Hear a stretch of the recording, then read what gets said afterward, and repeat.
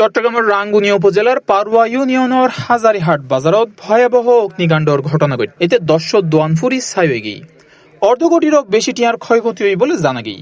তো আই কোনো রকম মধ্যবিত্ত পরিবার কোনো রকম চলি ব্যবসায়ী করি আর যখন আর সব নাশ হয়ে গিয়ে আর কিছু নাই, আর বানাই বলতে কিছু নাই, কমপ্লিট অনার চলে কিছু নাই, ব্যায়াম ফুরি ছাই হয়ে গিয়ে আর প্রায় 6 লাখ টাকার মতো ক্ষতি হয় আর কি।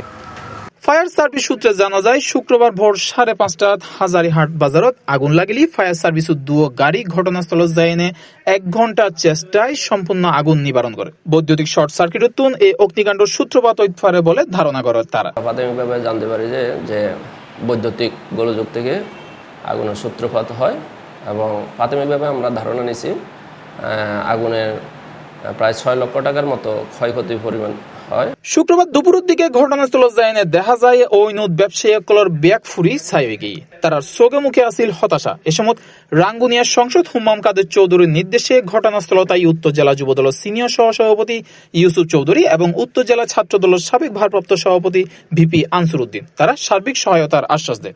আমরা আশা করব এই যে ভাইয়েরা যারা ক্ষতিগ্রস্ত হয়েছে তাদেরকে যেখান থেকে পারেন অর্থনৈতিকভাবে সহযোগিতা করে তাদেরকে আবার পূর্ব মতো স্বাবলম্বী করার মতো যারা সহযোগিতা করেন তাদেরকে কাছে আহ্বান রাখছি।